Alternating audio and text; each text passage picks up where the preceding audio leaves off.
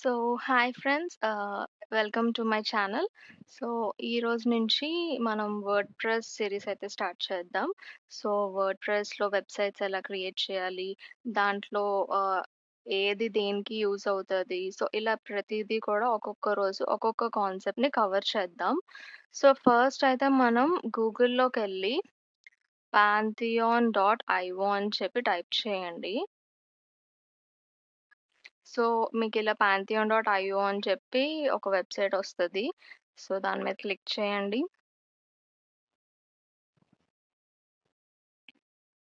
So, already మీకు account ఉంటే login అవ్వండి. లేదు అంటే సైన్ ఇన్ చేయండి.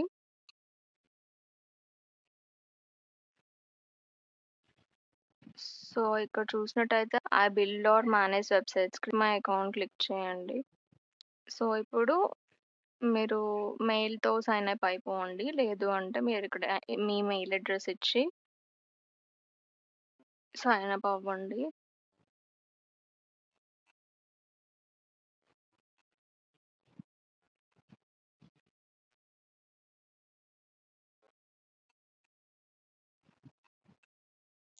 సో, ఇక్కడ మీ డీటెయిల్స్ అయితే అడుగుతుంది. జస్ట్ మీ డీటెయిల్స్ ఇచ్చేయండి.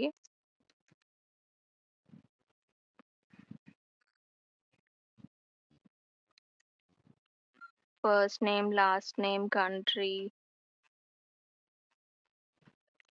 రోల్, రోల్ మీ ఇష్టం ఏదో ఒకటి. నేనిక్కడ స్టూడెంట్ ఆర్ ఎడ్యుకేటర్ అని ఇచ్చేస్తున్నా. నో. కంటిన్యూ. ఇది మీ ఆప్షనల్. Marketing communication.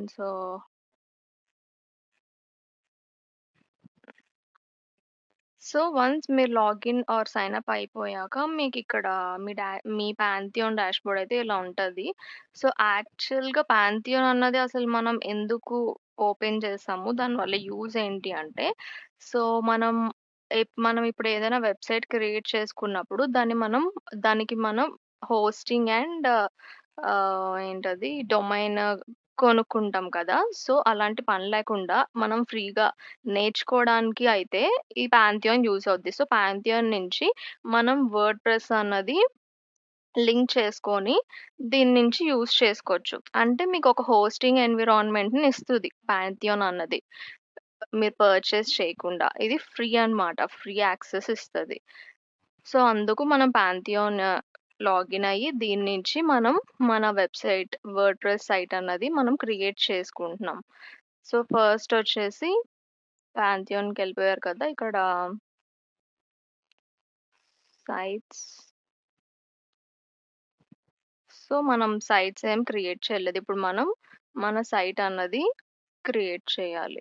ఇక్కడ ప్రొఫెషనల్ వర్క్ స్పేస్ అని ఉంది కదా! అది క్లిక్ చేయండి. సో, మనకిక్కడ సైట్స్, టీమ్ మెంబర్స్ ఇలా వస్తది. ఇప్పుడు క్రియేట్ న్యూ సైట్. సో, మీరు దేనికి క్రియేట్ చేస్తున్నారు? ఇక్కడ కొన్నున్నాయి. వర్డ్‌ప్రెస్ క్లిక్ చేయండి. సో, మీ అంటే మీరేదైతే వెబ్‌సైట్ క్రియేట్ చేయాలనుకుంటున్నారో వర్డ్‌ప్రెస్‌లోని, ఆ సైట్ నేమ్ అయితే ఇవ్వండి. నేను జస్ట్ వర్డ్‌ప్రెస్ ట్యుటోరియల్ అని ఇచ్చేస్తా.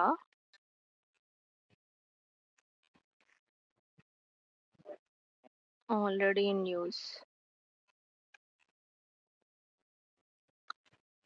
జస్ట్ వర్డ్‌ప్రెస్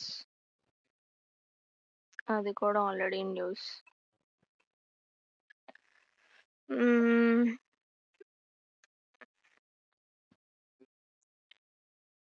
సో, మీరు దీనికి తగ్గట్టు అంటే మీకు తెలుసు కదా! ఆల్‌మోస్ట్ ఇన్‌స్టాగ్రామ్, యూట్యూబ్‌లో మీరు ఏదైనా ఒక అకౌంట్ క్రియేట్ చేసినప్పుడు మీ నేమ్ ఇవ్వాలన్నా సరే అది ఆల్రెడీ వేరే వాళ్ళు ఆ నేమ్ యూజ్ చేస్తే మీకు రాదు. సేమ్ సేమ్ అలానే మీరు ఏదైతే వెబ్‌సైట్ క్రియేట్ చేయాలనుకుంటున్నారో దానికి తగ్గట్టు మీరిక్కడ నేమ్ పెట్టుకొని ఒకవేళ ఆల్రెడీ ఇన్ యూజ్ ఉంటే మార్చి చూడండి. Choose your work place for your suite. ఇది ఇందులోనే ఉంచేయండి. Where site data is stored అది అందులోనే ఉంచేయండి. Create site. ఇక్కడ కన్ఫర్మ్ అయితే క్లిక్ చేసేద్దాం. సో, మనకిప్పుడు ఆహ్, మొత్తం సెటప్ అంతా కూడా క్రియేట్ అవుతుంది. మన సైట్‌కి కావాల్సింది. సో, ఇక్కడ పాంథియాన్‌లో ఏంటంటే మనకి 2 సైట్స్ ఫ్రీగా ఇస్తారు. మనం 2 వెబ్‌సైట్స్ వరకు క్రియేట్ చేసుకోవచ్చు. అదొక సెపరేట్ వెబ్‌సైట్, ఇదొక సెపరేట్ వెబ్‌సైట్. మనం ఏమైనా హ్యాండిల్ చేయాలి అనుకుంటే. సో, ఓన్లీ 2 సైట్స్ మాత్రమే క్రియేట్ చేసుకోవడానికి అవుతది పాంథియాన్‌లో. వన్స్ మీకిదంతా కూడా అయ్యాక ఇదైతే కొంచెం ఎక్కువ టైమే పడతది. మొత్తం అయ్యాక మీకిలా గ్రీన్ కలర్‌లో ఒస్తది. So, your CMS setup is finished. Start building your new site.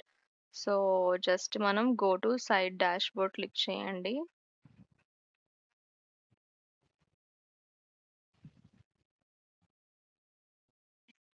So, చూసారా? ఇవన్నీ కూడా వచ్చాయి. సో, ఇప్పుడు మనం దీని నుంచి డైరెక్ట్‌గా వర్డ్‌ప్రెస్ ఓపెన్ చేయాలి అంటే ఇక్కడ దేవ్ అడ్మిన్ అని ఉంది కదా! ఇది జస్ట్ రైట్ క్లిక్ చేసి open link in new tab అని క్లిక్ చేయండి. దాని మీద క్లిక్ చేస్తే ఈ ట్యాబ్‌లోనే మనకి వర్డ్‌ప్రెస్ ఓపెన్ అయిపోద్ది. అలా కాకుండా ఇట్లా open link in new tab అని క్లిక్ చేస్తే మనకి సో, ఇదన్నది న్యూ పేజ్‌లో ఓపెన్ అవుద్ది. న్యూ ట్యాబ్‌లో. English continue.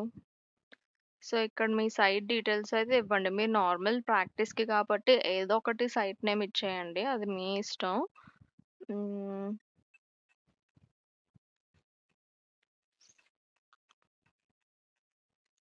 Me username and అండ్ మీ పాస్వర్డ్ అండ్ మీ ఈమెయిల్. ఇది క్లిక్ చేయండి. Install WordPress. సో, అది క్లిక్ చేసి సేవ్ చేసుకోండి. సో, మనకైతే ఇలా సక్సెస్ అని వచ్చింది కదా! లాగిన్ అయిపోండి ఇప్పుడు.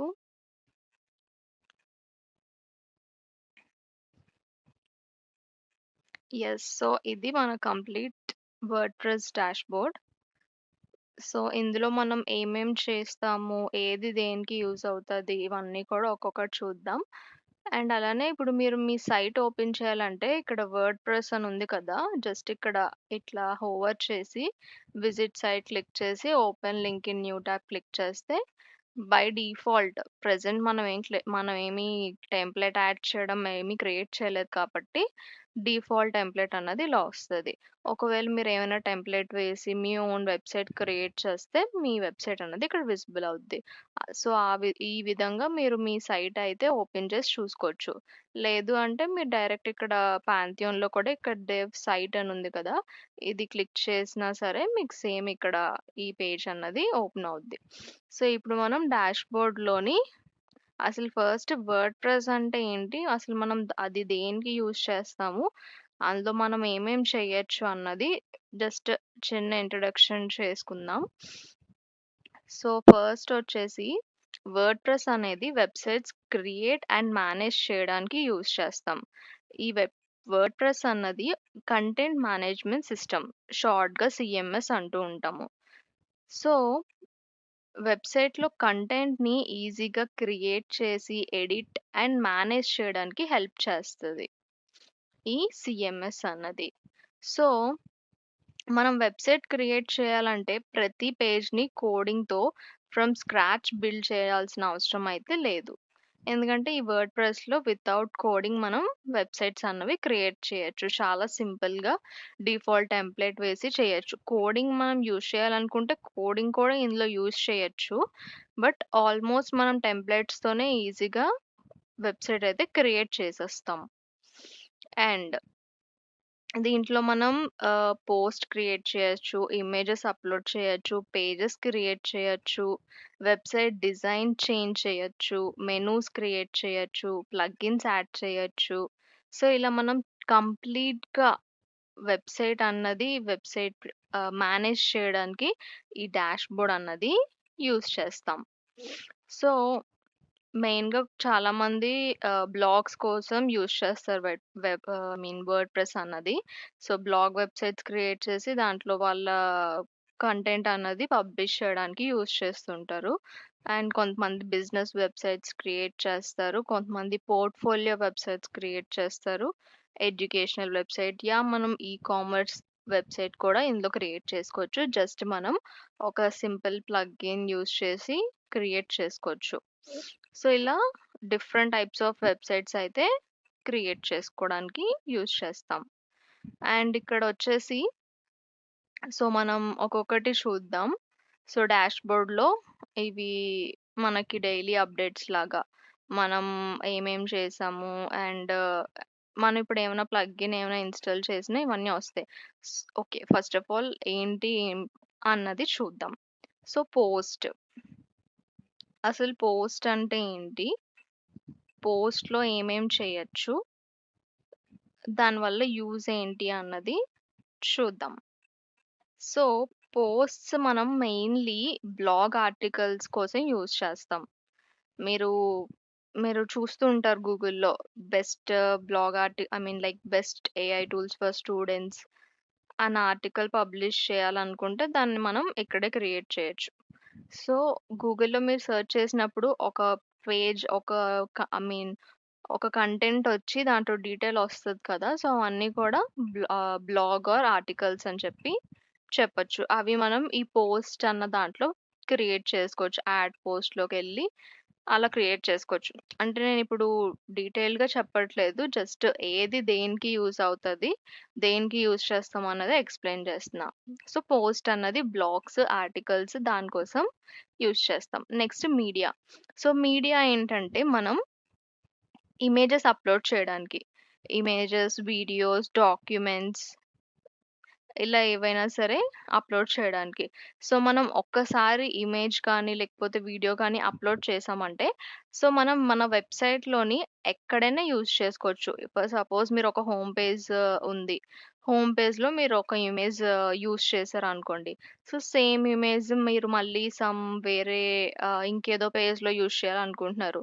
సో, ఆల్రెడీ మీరు ఒక్కసారి దీంట్లో అప్‌లోడ్ చేస్తే, మీరు మళ్ళీ ఆ పేజ్‌లో కూడా ఈ మీడియాలోంచి ఆ ఇమేజ్ అనేది మీరు తీసుకోవచ్చు. Next pages. పేజెస్ అంటే మనం చూస్తుంటాం కదా! ప్రతి వెబ్‌సైట్‌కి కూడా హోమ్ పేజ్ అని, అబౌట్ పేజ్ అని, కాంటాక్ట్ పేజ్, ప్రైవసీ పాలిసీ ఇలా కొన్ని పేజెస్ ఉంటాయి. Different pages. సో, ఆ డిఫరెంట్ పేజెస్ క్రియేట్ చేయడానికి మనం ఈ పేజ్ అన్నది యూజ్ చేస్తాం. Next comments.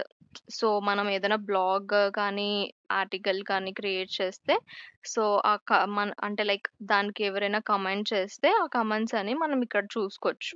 మన బ్లాగ్స్‌కి ఎన్ని కమెంట్స్ వచ్చాయి, ఎవరు పెట్టారు అన్నది మనం ఇక్కడ చెక్ చేసుకోవచ్చు. అపియరెన్స్. సో, అపియరెన్స్ అన్నది వెబ్‌సైట్ ఎలా కనిపించాలి? Theme, menus, header, footer so, ఇలాంటి డిజైన్స్ అన్నీ కూడా ఇందులో ఉంటాయి. అంటే లైక్ డిఫాల్ట్ థీమ్స్ ఉంటాయి. నెక్స్ట్ ప్లగ్ఇన్ అంటే ఏంటో చూద్దాం. సో, ప్లగ్ఇన్ మనం ఎక్కువ ప్లగ్ఇన్ యూజ్ చేస్తాము చాలా వాటికి. సో, ప్లగ్ఇన్స్ అంటే ఏంటి అంటే అడిషనల్ ఫీచర్స్ మన వర్డ్‌ప్రెస్ ఏదైతే ఉంటదో, వర్డ్‌ప్రెస్‌కి అడిషనల్ ఫీచర్స్ యాడ్ చేయడానికి ప్లగ్ఇన్స్ యూజ్ చేస్తాం. ఫర్ ఎగ్జాంపుల్ మీరు మీ వెబ్‌సైట్‌లోని ఒక కాంటాక్ట్ ఫార్మ్ పెట్టాలనుకుంటున్నారు. అంటే మీ కస్టమర్స్ లేదా మీ విజిటర్స్ ఎవరైతే ఉన్నారో వాళ్ళు మిమ్మల్ని కాంటాక్ట్ చేయడానికి ఒక ఫార్మ్. సో, అది మనం ప్లగ్ఇన్ యూజ్ చేసి వేసుకోవచ్చు. ప్లగ్ఇన్‌లో కాంటాక్ట్ ఫార్మ్ అని సెర్చ్ చేస్తే ఏం లేదు. ఇప్పుడు ఫర్ ఎగ్జాంపుల్ మీరు మీ మొబైల్‌లో డిఫరెంట్ యాప్స్ ఎలా అయితే ఇప్పుడు వాట్సాప్ ఉంది. వాట్సాప్ మీరు టెక్స్టింగ్‌కి, కాల్స్‌కి ఇట్లా దీనికోసం యూజ్ చేస్తారు. ఇంకేమేమి ఉంటాయి యాప్స్? స్విగ్గీ, జొమాటో అంటే ఫుడ్ ఆర్డర్ చేయడానికి యూజ్ చేస్తారు. సో, ఒక్కొక్క యాప్ ఒక్కొక్క పర్పస్‌కి ఎలా అయితే యూజ్ చేస్తున్నారో, ఇక్కడ ప్లగ్ఇన్ కూడా అలానే.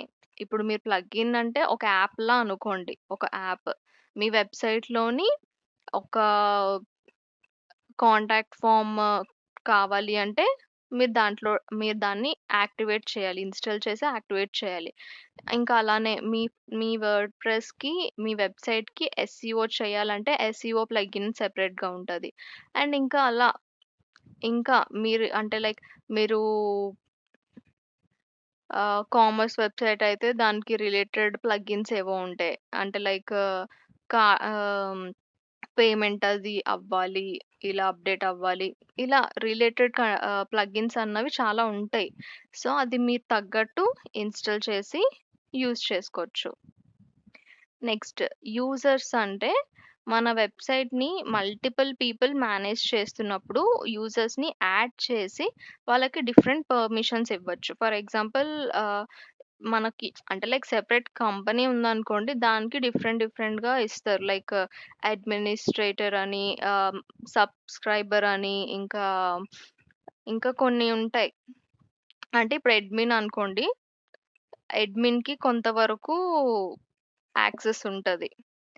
ఇంకా సబ్‌స్క్రైబర్ అయితే కొంతవరకు యాక్సెస్. ఇలా ఒక్కొక్కళ్ళకి ఒక్కొక్క రోల్ వరకు మనం సెట్ చేయొచ్చు. అంటే మల్టిపుల్ పీపుల్ సేమ్ వెబ్‌సైట్‌ని కంట్రోల్ చేసి యూజ్ చేయొచ్చు. కానీ వాళ్ళకంటూ సెపరేట్‌గా వాళ్ళకి కొంత యాక్సెస్ మాత్రమే ఉంటది. నెక్స్ట్ వచ్చేసి టూల్స్. సో, టూల్స్‌లో జస్ట్ మనం వెబ్‌సైట్ మేనేజ్‌మెంట్ అండ్ కాన్ఫిగరేషన్ కోసం యూజ్ చేస్తాం.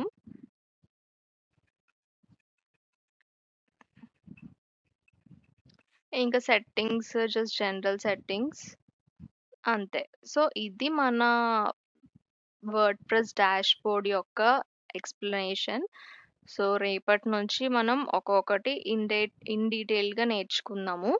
అండ్ అలానే ఫైనల్లీ మనం ఒక వెబ్‌సైట్ కూడా క్రియేట్ చేద్దాము. మీకేమైనా వెబ్‌సైట్ అంటే లైక్ ఏ వెబ్‌సైట్ క్రియేట్ చేస్తే బెటర్ అని అనుకుంటున్నారో కామెంట్ సెక్షన్‌లో చెప్పండి. సో, దానికి రిలేటెడ్ దాని మీద వెబ్‌సైట్ క్రియేట్ చేద్దాము. సో, ఇదైతే ఇవాల్టి section. Thank you. Thank you for watching.